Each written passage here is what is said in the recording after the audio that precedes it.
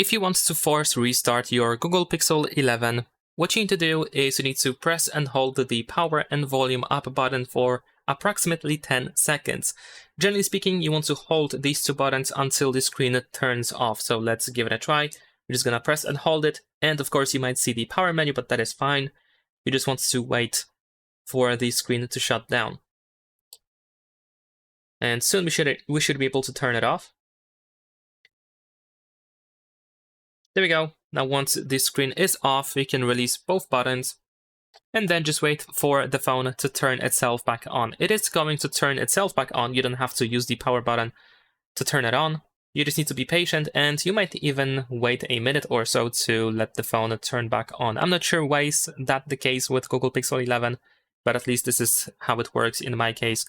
I just need to wait up to a minute or so to let the phone turn back on. Leave a like and subscribe.